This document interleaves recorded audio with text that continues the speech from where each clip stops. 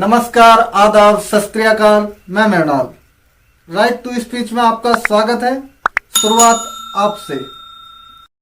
दोस्तों, social media पे एक वीडियो वायरल हो रहा है। ये व्यक्ति अपने आप को फ्रांस का बता रहा है और फिर इसने एक वीडियो शेयर करते हुए कहा है कि देखिए, मोदी जी ने भारत का डंका विदेशों में किस तरीके से बजवा रखा है। इसको साफ तौर पर वीडियो में देखा जा सकता है। वीडियो कहीं तक उस करेंसी को लेकर के एक एयरपोर्ट पर जाता है, जो कि एयरपोर्ट पर करेंसी चेंजेस करने के अनेकों केंद्र खुले रहते हैं और किसी भी वहां पर शॉप पर जाकर के करेंसी को एक्सचेंज किया जा सकता है। लेकिन जैसे ही ये व्यक्ति वहां पर एक्सचेंज करने के लिए जाता है तो वो साफ तौर पर कहते हुए दिख रहे हैं कि देखिए, हम इंडिया की करेंसी को एक्सचेंज नहीं कर सकते क्योंकि इंडिया की करेंसी का जो रेट है वो बहुत ही लो हो चुका है, 92 रुपये पहुंच गया है।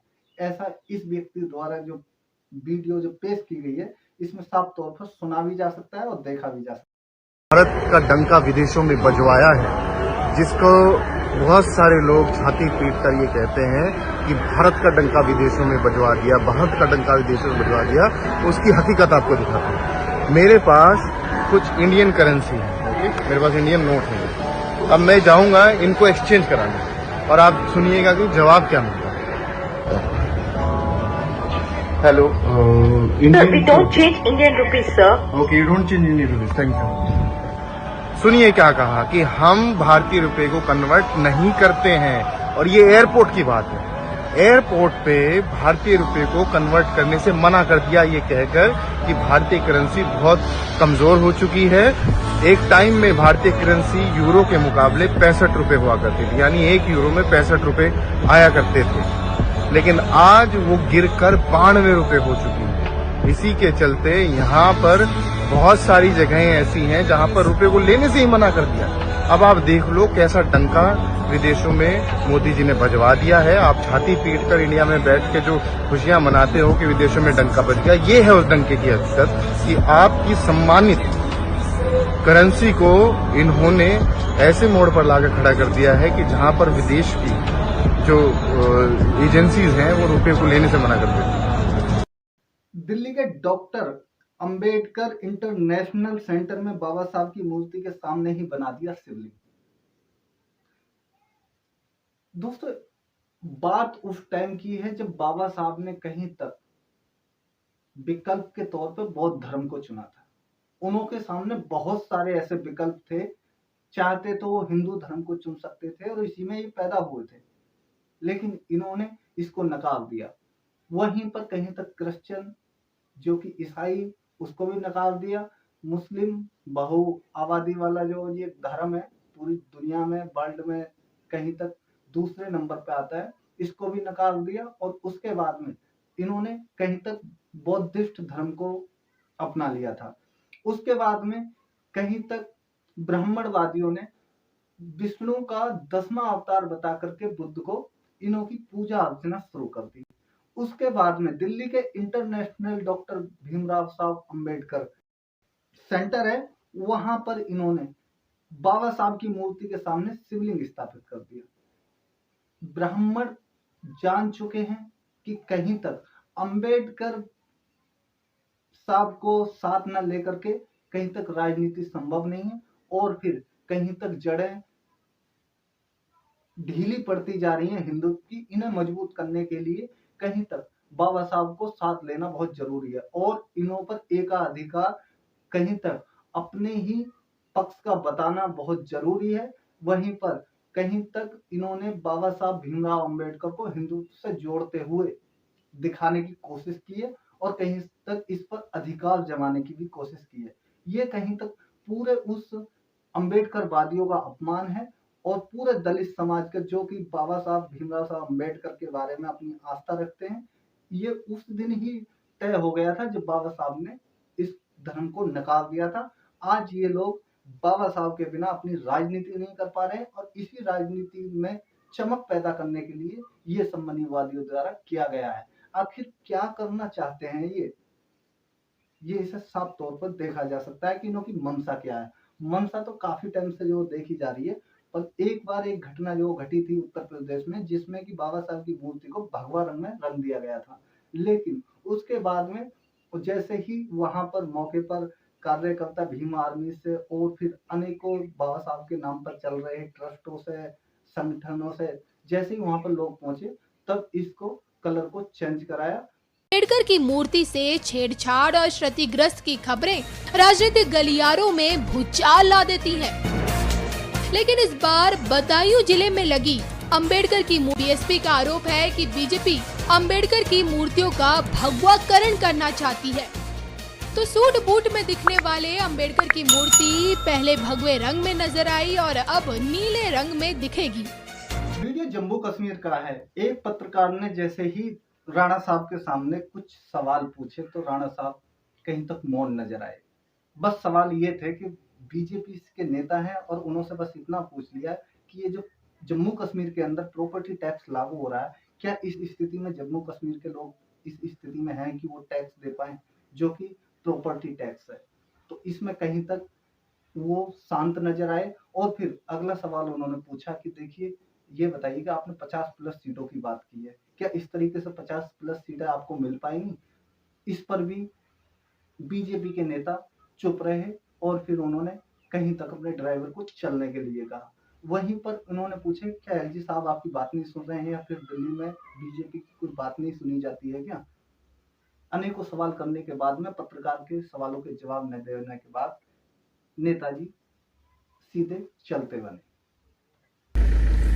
सर कुछ तो बोल, प्रॉपर्टी टैक्स पे कुछ तो बोलना पड़ेगा। क्या बाकी स्टेट्स के साथ जो या यूटीज के साथ कंपेयर किया जा रहा है, क्या हमारा जम्मू कश्मीर है इस स्थिति में कि प्रॉपर्टी टैक्स दे पाए? राणा साहब कुछ आज कुछ नहीं बोलेंगे क्या प्रॉपर्टी टैक्स पे? आप हर बार ही बोलते हैं कि आप जम्मू के लिए कुछ बात करेंगे, जम्मू कश्मीर के लिए लड़ेंगे। आज प्रॉपर्टी टैक्स, आपने 50 प्लस सीटों की बात की थी, क्या इस तरह से 50 प्लस हो पाएंगे? कौन सुनेगा, किसको सुना? भारतीय किसान यूनियन की तरफ से एक वीडियो सोशल मीडिया पर डाला गया है जिसमें कहीं तक मुजफ्फरनगर का बताया जा रहा है। बीजेपी सरकार पर सवाल खड़े किए जा रहे हैं कि बीजेपी सरकार कहीं तक किसान की हितैषी नहीं है। ये किस तरीके से किसान की हितैषी नहीं है, ऐसा साफ तौर पर देखा जा सकता है कि प्रशासन द्वारा मुजफ्फरनगर में और बिजनौर में किसानों की जमीन, किसानों की खड़ी फसल के ऊपर जो गेहूं की फसल है उस पर डायरेक्ट ट्रैक्टर चलाए जा रहे हैं और फिर इसको जोतने का काम कर दिया गया है। फसल को तहस नहस किया जा रहा है ये बता करके कि यह जमीन प्रशासन की है, जबकि मानते हैं कि अगर जमीन प्रशासन की है तो इसको 1 महीने के लिए रोका भी जा सकता है। उधर दूसरी तरफ देश में गेहूं की बहुत ज्यादा किल्लत है और फिर इससे निपटने के लिए सरकार कहीं तक तैयार भी नहीं है। तो कच्ची फसलों को किस तरीके से उजाड़ा जा रहा है? सरकार ने फसलें तो पहले से ही उजाड़ रखी हैं, कहीं तक गायों को खुला छुट्टा पशुओं को छोड़ करके। अब इसके ऊपर सरकार ने कहीं तक खेतों को जोतने का भी काम कर दिया है, जो कि किसानों की छाती पर कहीं तक ये ट्रैक्टर चलाए जाने जैसा प्रतीत हो रहा है। किसान यूनियन की तरफ से ये वीडियो डाला गया है ट्विटर पर, देखिए एक मिनट।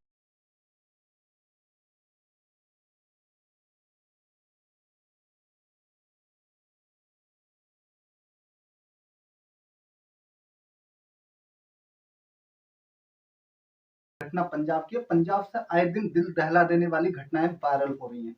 ये वहां पर जंगल राज जैसा प्रतीत होता है। इसमें अभी पीछे कहीं तक 2 वीडियो को ऐसा देखा गया था, कहीं पर एक व्यक्ति को सरेआम 2-3 लोगों ने अधमरा कर दिया था। वहीं दूसरी तरफ 2 मोटरसाइकिल चालकों को देखा गया था, कहीं पर एक औरत के ऊपर नंगी तलवारों से किस तरीके से उन्होंने हमला करा था और ये बीच चौराहे पर उसको काट दिया था और फिर सरेआम बाइक स्टार्ट करके जाते हुए देखे जा सकते थे। वहीं तीसरी घटना आज पंजाब से ही देखने को मिली है। बता दें कि पंजाब की ये घटना कहीं तक दिल दहला देने वाली घटना है और उन घटनाओं से कहीं तक हटकर है ये घटना। इसमें कहीं तक 2 व्यक्ति एक व्यक्ति को पकड़े हुए हैं और फिर उसका हाथ जमीन पर रख करके धारदार हथियार से उसके वो हाथों की उंगलियों को किस तरीके से बारीक बारीक करके गोद रहे हैं, साफ तौर पर देखा जा सकता है। दोस्तों, पंजाब के अंदर आम आदमी पार्टी की सरकार है और आम आदमी की पार्टी सरकार है तो फिर कहीं तक ये बेलगाम होती जा रही है और फिर ये इस तरीके से वहां पर कहीं तक भ्रष्टाचारियों का भ्रष्टाचार इतना आम जनता के प्रति बढ़ गया है कि मान लो कि वहां पर जंगल राज जैसा प्रतीत हो। आम आदमी के राज में ये सब हो रहा है, वहां पर भगवत मान की सरकार है। कहीं तक सरकार को एक्शन लेना चाहिए। और फिर ये लगातार तीसरी घटना है, इन घटनाओं पर रोक नहीं लग रही है और फिर आए दिन लगातार ऐसी जो घटनाएं देखने को मिल रही हैं। ये बहुत ही चर्चा का विषय बन गया है कि पंजाब में आए दिन ऐसी घटनाएं हो क्यों रही हैं। देखिए वीडियो में किस तरीके से घटना को अंजाम दिया जा रहा है।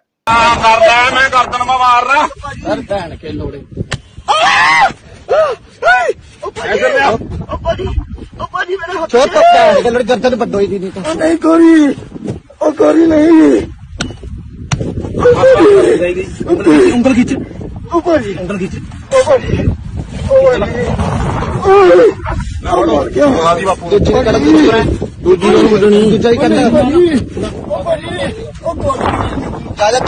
हैंडल पर एक पोस्ट शेयर किया है। इसमें देखा जा सकता है कि पंजाब में किस तरीके से कहीं तक सिख समाज ने पुलिस के ऊपर किस तरीके से जो हमला करा एक थाने में जाकर के, ये बहुत ही दर्दनाक घटना। और कहीं तक ये पंजाब में लगातार बहुत ही भयानक तस्वीर पंजाब से देखने को मिली। चौधरी दीपक अधाना ने कहा है कि एक अपहरण के आरोपी को अमृत पुलिस द्वारा गिरफ्तार करने पर जब उस आरोपी के समर्थन ने थाने पर हमला कर दिया, तब भगवत मान ने पुलिस को आदेश दिया कि कल हर हाल में उस आरोपी को छोड़ दिया जाए। और जब सरकार ने यह आश्वासन दिया कि हम आरोपी को छोड़ रहे हैं, तब जाकर के थाने में भीड़ बढ़ गई और इस सारी घटना को अंजाम दिया। अगर आपको हमारा कार्यक्रम अगर पसंद आता है तो इसे लाइक कीजिए, शेयर कीजिए, सब्सक्राइब कीजिए और बेल आइकन को दबाना ना भूलिए। मिलेंगे किसी नेक्स्ट वीडियो में, तब तक के लिए जय हिंद, जय भारत।